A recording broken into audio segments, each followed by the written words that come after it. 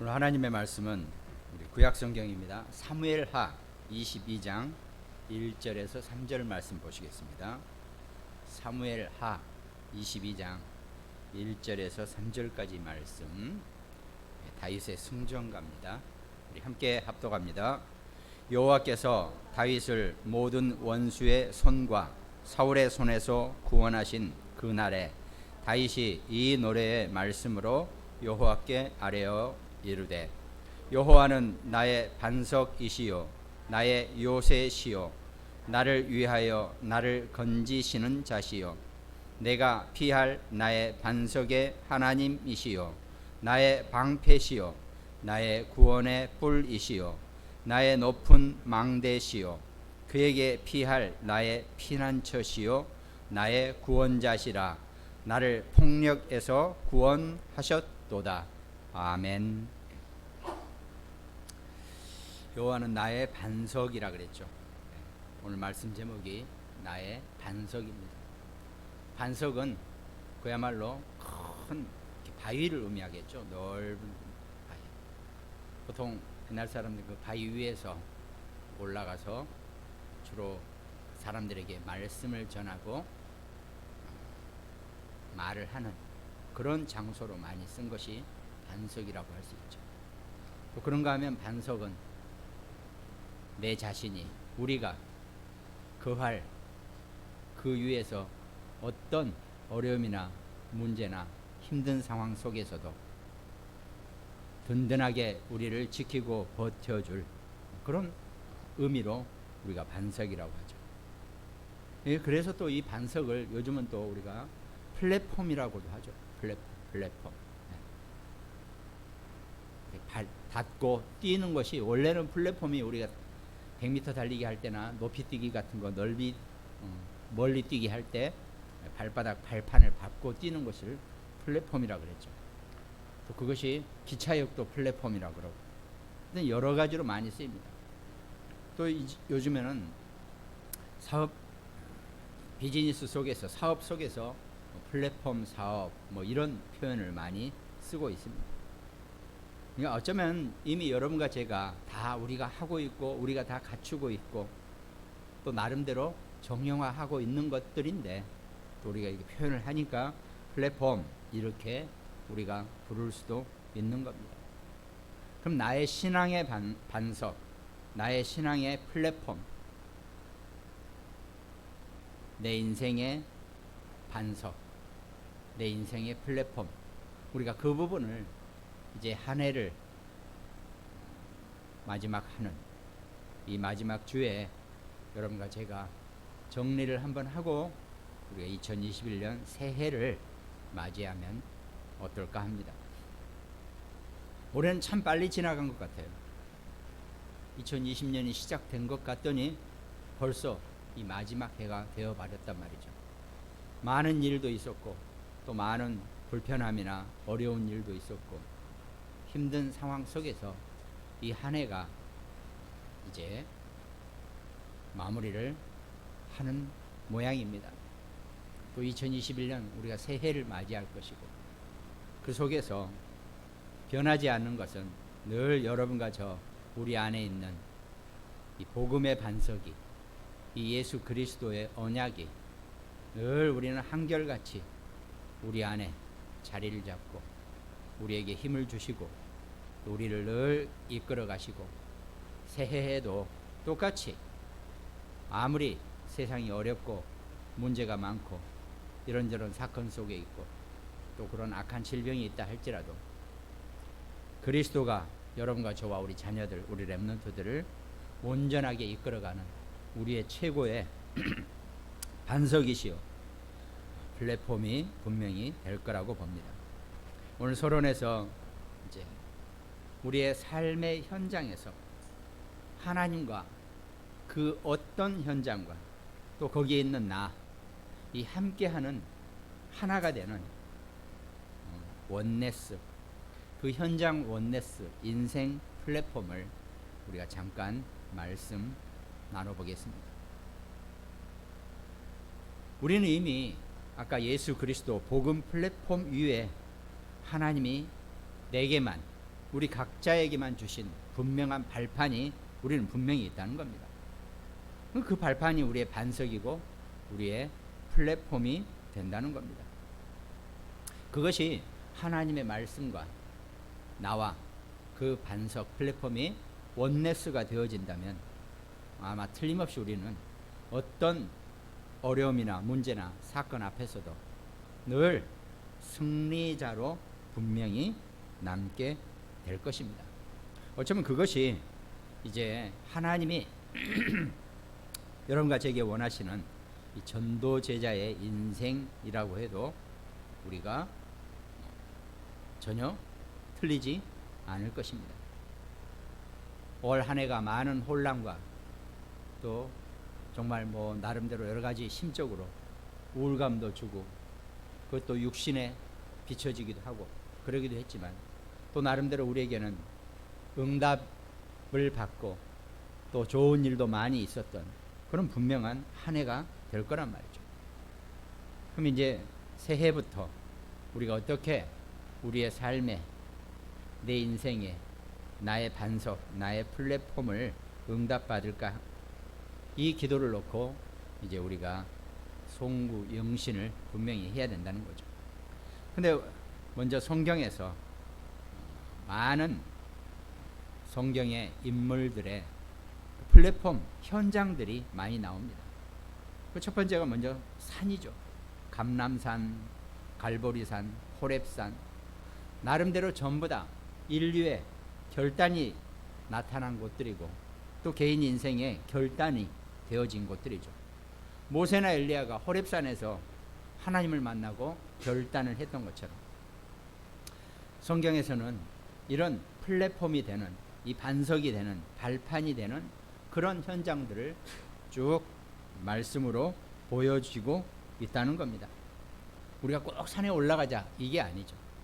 하나님은 여러분과 제게 우리 인생의 반석이요 발판이 되는 그런 플랫폼들의 현장을 이미 우리에게 많이 보여주시고 여러분과 제가 그 인도받기를 원하고 계신다는 겁니다. 산이 있었으니까 또 강도 있었죠. 에스겔서 1장 1절에 보니까 내가 그발 강가 사로잡힌 자 중에 있을 때 하늘이 열리며 하나님의 모습이 내게 보이며 그랬습니다. 또 많은 선지자들이 강가에서 우리가 꼭 강변으로 가야 된다 이것도 아니죠. 그러나 그런 플랫폼들을 하나님이 우리에게 보여주시고 설명하고 계신다는 겁니다.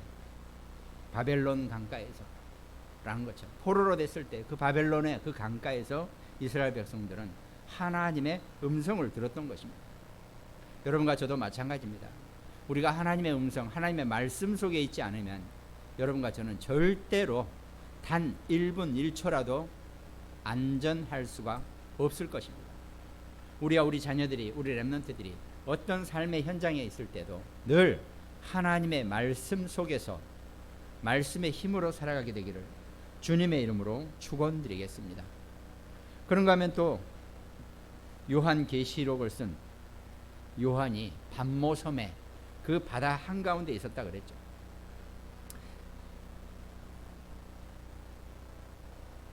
또 예수님의 12 제자들이 처음 시작했던 곳 갈릴리 호수, 큰 호수지만 바다와 비슷한 그런 개념으로 표현을 하고 있죠. 그러니까 그런 것들이 전부 다 사람들이 모여서 함께 할 수 있고 거기서 하나님의 음성을 듣고 하나님의 말씀 속으로 들어갈 수 있는 그런 반석들이고 플랫폼이 된다는 겁니다. 그러면서 세례 요한이나 엘리야와 같은 인물들은 늘 광야 속에 늘 하나님의 음성을 듣는 그런 플랫폼들이 반석이 있었다는 겁니다. 그리고 아브라함은 셈의 근원을 얻은 이삭처럼 이삭은 나중에 셈의 근원을 얻었죠. 우물을 팠죠. 예나 지금이나 우물가는 늘 사람들이 모이는 곳이었단 말이죠. 사람들이 많이 모이면 좋다 그런 의미도 되겠지만 거기에서 하나님의 음성을 들을 수 있고 하나님이 우리에게 역사하시는 나의 반석, 나의 인생의 플랫폼을 그곳에서 응답받을 수 있다는 거죠. 그러니까 다 나루토나 항구, 고린도라는 도시는 항구 도시입니다. 그러니까 바울과 브리스길라 부부가 만난 곳도 고린도 항구 도시에서 만났죠. 배가 긴 여정을 마치고 반드시 와야 됩니다. 어디로? 항구로. 이런 것처럼 여러분과 저가 우리가 인생 속에서 살면서 그런 우리 삶의 발판이 되고 삶의 반석이 되는 그런 플랫폼의 의미를 우리가 잘 인도받고 거기에서 하나님이 여러분과 저에게 허락하신 말씀의 반석을 우리가 붙잡는 그런 삶의 현장, 그게 우리에게 반드시 필요하다는 겁니다. 지금은 이제 완전히 사업에서 이 플랫폼 기반으로 해가지고 일단 사람들이 많이 몰리고 많이 접촉하는 곳에서 어마어마한 사업이 일어나고 경제가 이어간단 말이죠. 그래서 지금은 플랫폼 시대, 플랫폼 사업 시대라고 합니다. 인터넷도 그렇고 뭐 여러 가지 뭐 다 마찬가지죠. 그런 걸 기반으로 해서 눈에 보이는 공항이든 역사든 뭐 다리 위든 하여튼 어디든지 전부 다 이런 식으로 눈에 보이는 그런 발판, 반석, 플랫폼이 분명히 형성되고 있다는 겁니다.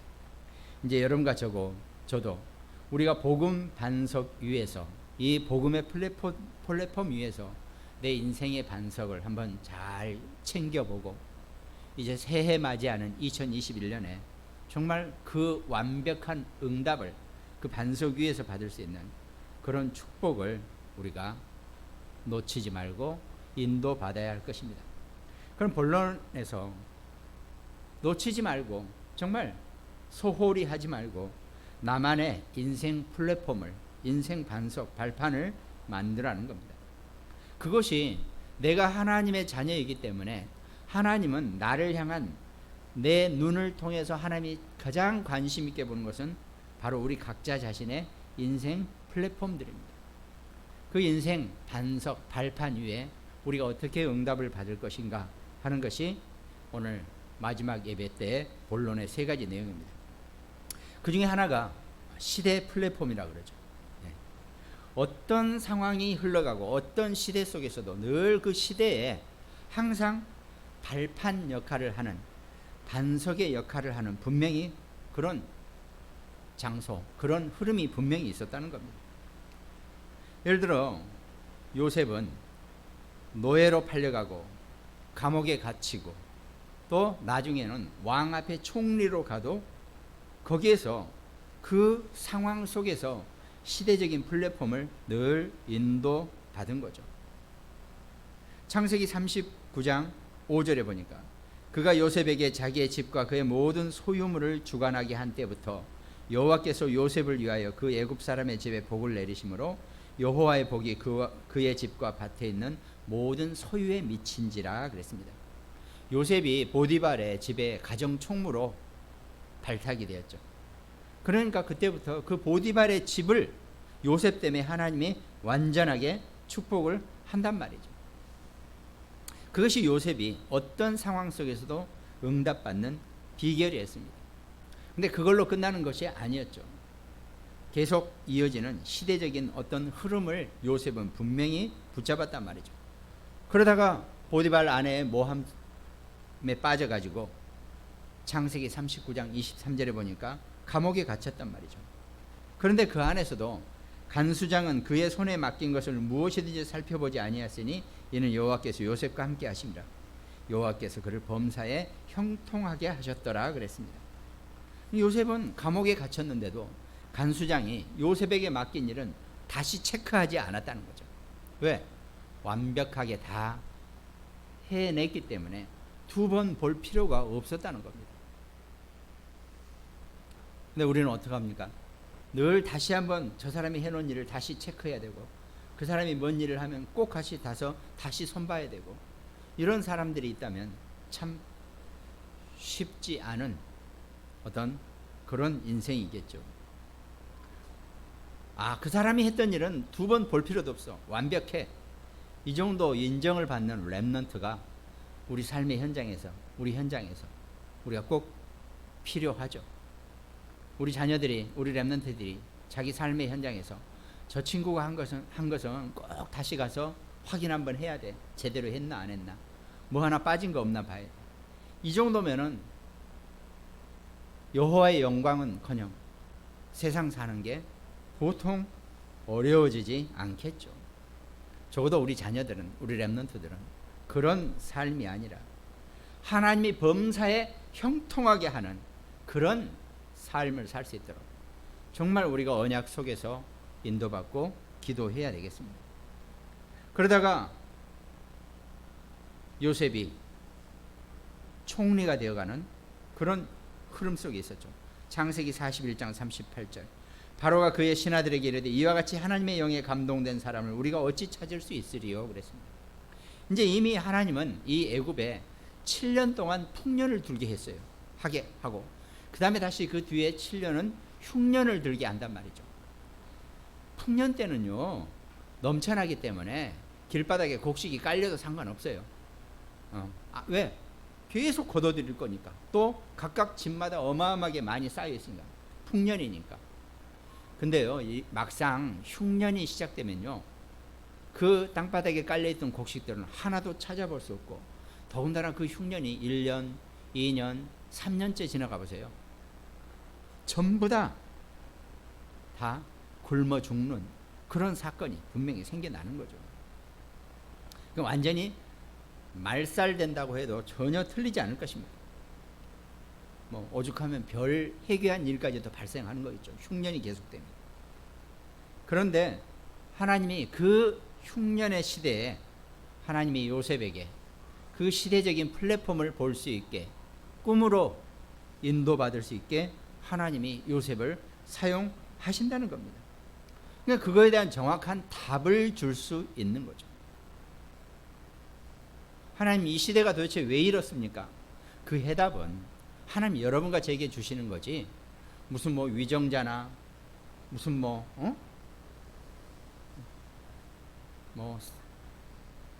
대통령, 정치가 이런 사람들한테 주는 게 아니라는 겁니다. 또 오죽 답답하면 엉뚱한 사람들한테 물어보겠어요. 테스 형한테 물어본다고 그런 얘기는 하지 않나. 이게 안 되는 거거든요. 이 해답을 정확하게 바로 여러분과 제가, 우리 자신들이 가지고 있다는 겁니다. 이 복음 안에. 요셉은 그 답이 있었기 때문에 노예로 가도 감옥에 갇혀도 총리가 또 됐을 때도 그 시대 플랫폼을 분명히 꿰뚫어 보고 봤다는 겁니다. 한 사람만 더 예를 들면 모세 80년 동안 방황을 했어요. 왜? 아직 그 하나님의 시간표가 되지 않았기 때문에 그 시대적인 플랫폼을 보지 못했단 말이죠. 그러다가 하나님이 모세에게 이제 정확한 답을 줍니다. 그것이 바로 모세 오경입니다. 창세기, 출애굽기, 레위기, 민수기, 신명기, 이 모세 오경 속에 그 시대의 플랫폼뿐만 아니라 앞으로의 시대의 모든 변화의 흐름을 하나님이 모세에게 완벽한 답으로 남겨놓으신 겁니다. 모세는 그걸 또 다 써가지고 오늘날 우리가 모세 오경 속에서 모든 흐름을, 시대의 모든 것을 볼 수 있는 그런 시대의 플랫폼이 되어진다는 겁니다. 초대교회가 마지막 순간에 이제 완전히 망하느냐, 죽느냐, 순교하느냐, 그 지경에 이르렀을 때 하나님은 이 초대교회를 통해서 로마를 복음화시키고 세계 복음화하시다는 그 시대적인 흐름을 이미 예비해 놓으셨다는 겁니다. 그러니까 그걸 봤기 때문에 로마서 16장의 사람들은 절대로 흔들리지 않았다는 겁니다. 로마서 16장 2절, 너희는 주 안에서 성도들의 합당한 예절로 그를 영접하고 무엇이든지 그에게 소용되는 바를 도와줄지니 이는 그가 여러 사람과 나의 보호자가 되었음이라 그랬습니다. 바울의 보호자, 베베를 의미하죠. 베베는 이 바울과 함께 이 바울의 언약을 가지고 이 로마를 복음화시키고 세계 복음화한다는 그 시대의 플랫폼을 분명히 봤기 때문에 기꺼이 바울의 서신서, 로마서의 서신서의 전달자가 된다는 겁니다. 여러분과 제가 우리가 뭘 어마어마한 일을 많이 하고 뭐 큰 일을 해야지 위대한 자가 되는 게 결코 아니라는 겁니다. 그 서신서 하나 품고 로마에 잘 전달만 해도 하나님이 시대적인 성경에 남는 인물로, 보호자로 하나님이 쓰시고 계신다는 겁니다.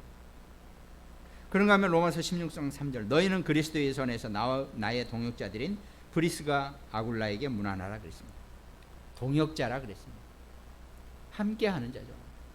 동업이 아니고 동업자가 아니라 동역자입니다. 동업은, 세상의 동업은 하다가 반드시 문제가 생기고 힘든 일이 생길 수 있어요. 그러나 동역자는 절대로 문제가 생길 수 없다는 겁니다. 가정이, 교회가, 사랑하는 부부들이 서로 동역자로 살아가게 되시기를 주님의 이름으로 축원드리겠습니다. 또 로마서 16장 23절에 나와 온 교회를 돌봐주는 식주인 가이오도 너희에게 문안하고 그랬습니다. 식주인이라 그랬죠. 그러니까 로마서 16장, 이 로마를 복음화 시켰던 사람들, 복음화했던 사람들의 플랫폼은 보호자, 동역자, 이 식주인의 응답이 된다는 겁니다. 우리가 보통 이 정도의 응답을 가지고 시대 플랫폼을 우리가 볼 수 있어야 한다는 거죠. 이 시대 흐름을 잘 봐야지 지금 세상이 어떻게 흘러가고 어떻게 변해가고, 뭐 당장 불편해서 이런저런 일이 있었지만 앞으로 이제 뭐 방역이라든가, 그동안 사실 우리가, 그러니까 이 코로나가 터지고 나서 지금 병원들이 다른 데는 다 엄청 어려운 게 뭐가 어렵냐면, 이 겨울 되면 호흡기 환자들이 많이 들어와야 되는데 안 들어온다는 거예요. 왜 안 들어오냐? 사람들이 너무 손을 잘 씻고, 틈만 나면 저도 차 안에 이거 칙칙 뿌리면서 알코올, 하여튼 수시로 손을 소독하니까, 그리고 함부로 이 손을 일쪽으로 안 가져가니까 이게 코로나뿐만 아니라 모든 호흡기 질환에서 사람들이 건강해지고 있다는 겁니다. 이게 좋은, 나쁜 점도 있지만 나름대로 우리가 위생과 방역을 그동안 너무나 우리가 좀 허술히 했던 거, 이것도 좀 우리가 심각하게 봐야 되는 거죠. 마스크도 분명히 앞으로 우리가 거의 웬만하면 다 이제 크게 불편하지 않으면 쓰고 다니는 이제 그런 시대. 코로나가 없어졌다 할지라도 아마 마스크 쓰고 다니는 사람들이 많아질 거예요. 이제. 그럼 뭐 상관없습니다. 그러나 꼭 우리가 알아둬야 될 것, 그 모든 상황 속에서도 하나님의 절대 계획과 하나님의 절대 언약은 늘 여러분과 저를 모든 것으로부터 완벽하게 보호하고 철저하게 우리를 지켜나간다는 것, 이걸 우리가 좀 보잔 말이죠. 이게 이 시대가 이렇게 흘러가는 속에서 그 시대의 플랫폼을 우리가 좀 잘, 시대의 발판을 잘 볼 수 있는 그런 눈이 우리가 좀 열려져야 되겠죠. 그러면서 두 번째가 우리의 현장입니다. 현장 플랫폼. 우리 여러분과 저의 우리 삶의 모든 현장에서는 반드시 그곳 나름대로의 발판이, 반석이, 플랫폼이 분명히 있다는 겁니다. 초대교회 마가다락방, 사도행전 2장 1절, 오순절 날이 이미 이름에 그들이 다 같이 한 곳에 모였더니 그랬습니다. 지금은 사도행전 2장 1절 했다가 난리가 나죠. 5명 이하만 모여라, 뭐 4명만 밥 먹어라, 교회는 또 20명 이상은 안 된다, 뭐 아무튼 다 이렇게 정해놨어요. 사도행전 2장 1절에 그들이 다 같이 120명의 성도가 한 곳에 모였다고 그랬죠. 120명뿐만 아니겠죠. 그 뒤에 보니까 15개국에서 온 사라빈까지 그 마가다락방에 다 모였다 그랬습니다. 하나님은 여러분과 제가 다 같이 한 곳에 모여서 현장에서 하나님이 주시는 축복을 아마 좋아하시고 허용하시고 허락하신 것 같아요. 그러나 또 지금 이런 상황에서는 또 이 상황대로 우리가 정말 조심하고 또 그 수칙을 지켜나가는 것도 우리에게 분명히 필요합니다. 그러나 그 속에서도 여러분과 제가 우리의 가장 기본적인 기준은 예수 그리스도, 복음이라는 것, 이걸 놓치지 말아야 합니다.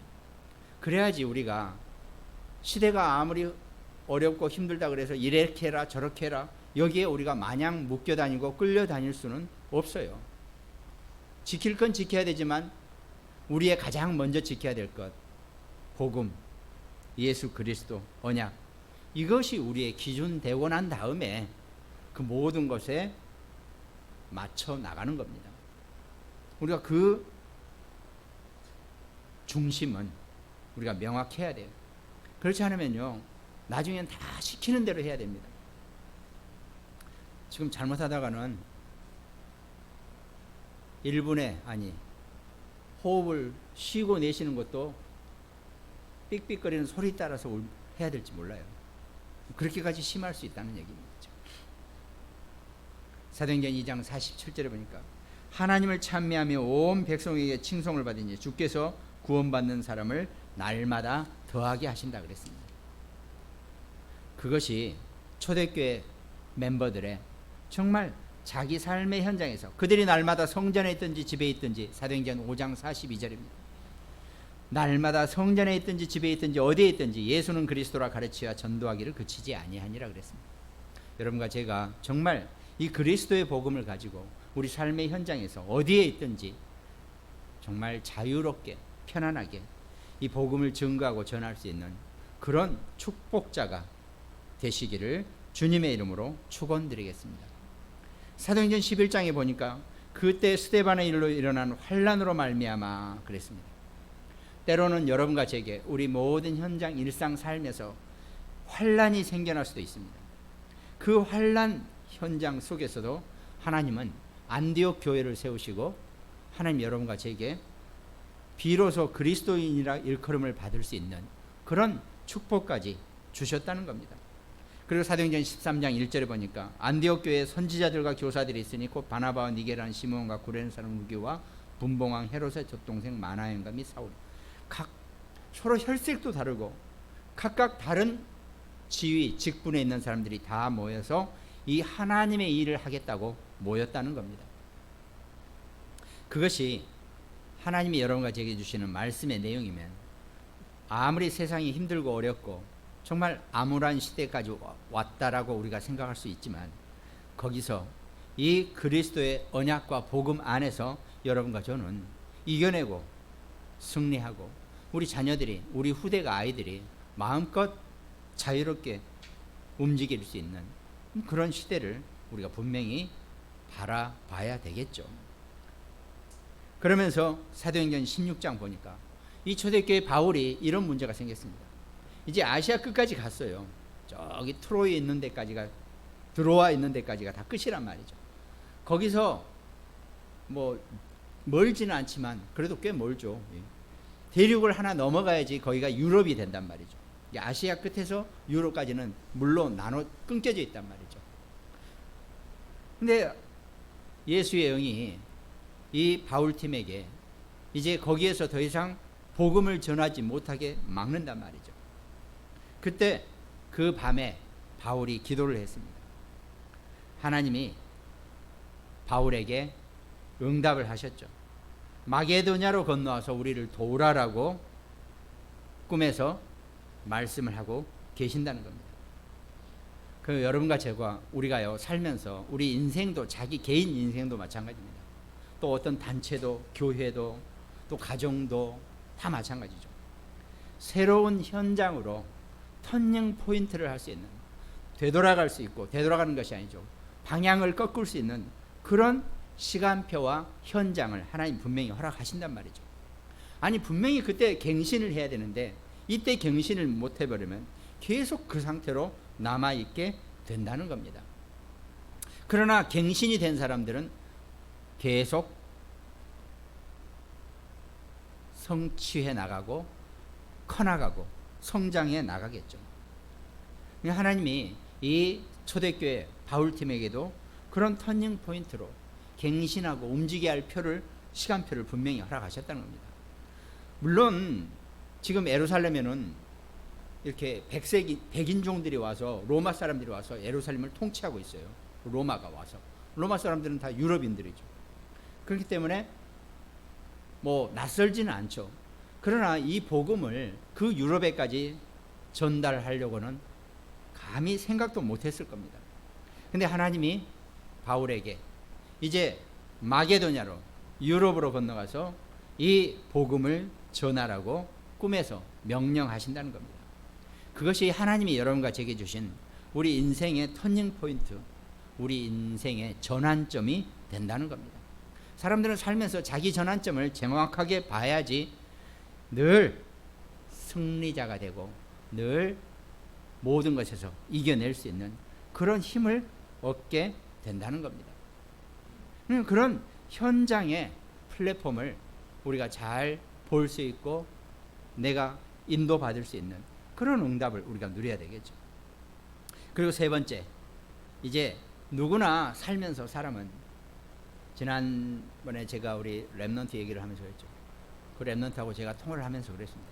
사람은 자기 누구나 때가 되고 나이가 장성해지면 자기 나름대로의 업이 있어야 되고, 자기 나름대로의 그 업이란 것은 그냥 단적으로 얘기하면 경제적인 수입처예요. 소위 우리가 인컴이라고 그러죠. 사람이 나이가 때가 돼가지고요, 남자든 여자든, 물론 이제 우리나라에서는 여자들은 조금 그런 부분에 좀 덜 이렇게 자유로워질 수 있죠. 왜? 결혼을 하면 어찌됐든 이 가장이 다 모든 걸 책임지게 됐습니다. 근데 지금 시대가 바뀌어서 이제 뭐 굳이 그럴 아니죠. 충분히 여성들도 얼마든지 커리어 우먼이나 뭐 여러 가지로 많은 자기 전문성을 드러내는 시대가 됐으니까요.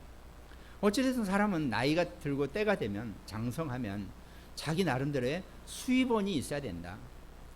그게 안정적이어야 되고 자기의 전문 업과 전문 직업을 가지고 사는 것이다. 근데 그게 그때 그 마땅한 때 그게 없으면 조금은 어려워지고 힘들어진다. 너는 참 잘했다. 어찌됐든 하나님이 너를 축복하시고, 응? 엄마의 기도 속에서 정말 그런 응답을 받고 잘 안정이 된다는 것. 그게 감사한 거다.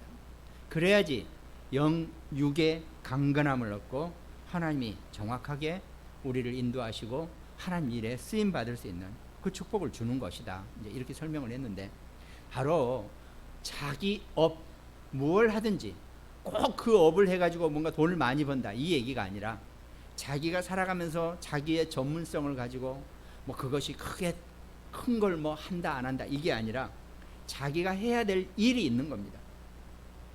그게 우리가 학생들은 학업이고 우리는 직업이 있고 사업이 있고 일이 다 있단 말이에요. 사역이 있고.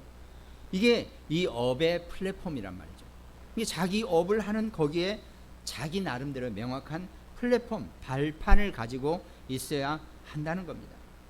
성경의 영웅들 중에서 다윗, 사무엘상 16장 13절 보니까 사무엘이 기름 뿔병을 가져다가 그의 형제 중에서 그에게 보더니 이날 이후로 다윗이 여호와의 영에게 크게 감동되니라 그랬습니다.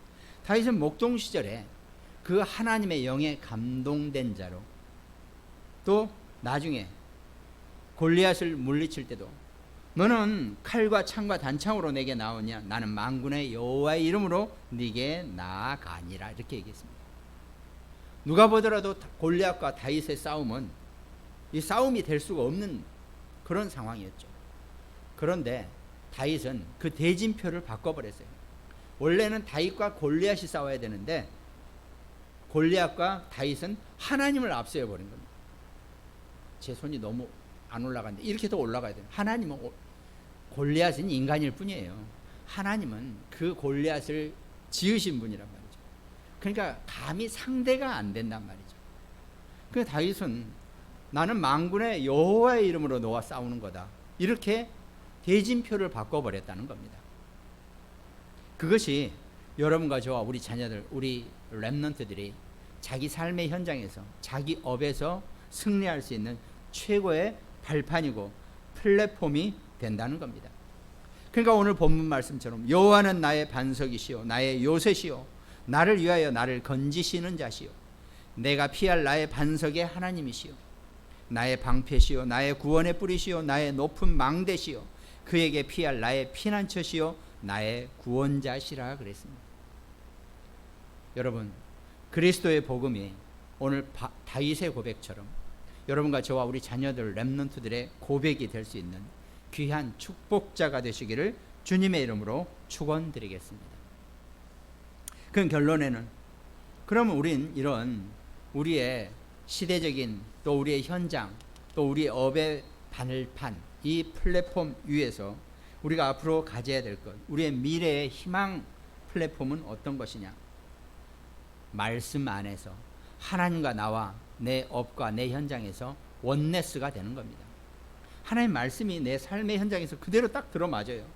내가 어떤 현장에서 어려움과 문제와 사건이 생겼을 때, 지금도 마찬가지입니다.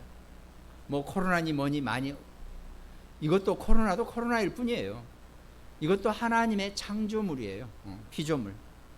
그러면 그걸 제압할 수 있는 유일한 방법은 오직 하나님의 말씀 외에 다른 방법은 없습니다. 물론 마스크도 당연히, 알코올도 당연히 그것들을 막을 수 있는 눈에 보이는 방법이죠. 그러나 그것 이전에 하나님의 말씀만이 이 모든 것을 정리하고 이겨낼 수 있는 우리의 미래요, 우리의 희망이요, 우리 현장의 원네스가 되어져야 한다는 겁니다. 이 언약을 가지고 여러분과 제가 우리 삶의 현장에서 깊은 묵상 속에서, 그리고 내 인생의 모든 컨텐츠, 나는 아무리 다 뜯어내봐야 내 안에는 복음밖에 안 나온다. 이 정도로 복음이 여러분과 저와 우리 자녀들 렘넌트들의 내용이 되기를 주님의 이름으로 축원드리겠습니다. 그럼 우리 미래는 절대로 암울한 것도 아니고 2021년은 절대로 힘들고 어려울 게 아니고 정말 우리가 많이 하는 것처럼 밝고 희망찬 새해가 분명히 된다는 겁니다. 그 힘을 가지고 여러분과 제가, 우리 자녀들이 2021년을 당당하게 맞이할 수 있는 그런 축복의 우리 시간이 되기를 주님의 이름으로 축원드리겠습니다. 여호와는 나의 반석이라고 했습니다. 오늘 제가 약 40분간 말씀을 드렸지만 그냥 제목으로 돌아가 보자고요. 여호와는 나의 반석. 하나님의 말씀은 여러분과 저의, 우리 자녀들, 우리 렘넌트들의 발판이요 반석이라 그랬습니다. 그 반석의 축복을 충분히 누리고 새해를 맞이하는 우리 모든 하나님 자녀 백성 되시기를 주님의 이름으로 축원드리겠습니다. 오늘 말씀 함께 누리는 모든 가정과 또 굿모닝 병원, 대전, 광주, 인천, 일본, 미국 지교회 이 말씀 성취의 축복이 일어나고 2021년 새해의 승리자가 되기를 주님의 이름으로 축원드리겠습니다. 기도합니다. 하나님 감사합니다. 여호와는 나의 반석이시요 나의 요새시요 나의 구원의 뿌리시요 나의 방패시요 나의 피난처요 나의 구원자시라 그랬습니다. 이 고백을 하고 승리자가 되는 새로운 2021년의 주인공이 되는 우리 모든 하나님 자녀 백성 될 수 있도록 하나님 축복하시고 역사하여 주시옵소서. 감사를 드렸고 우리를 구원하신 예수 그리스도 이름으로 기도드립니다. 아멘.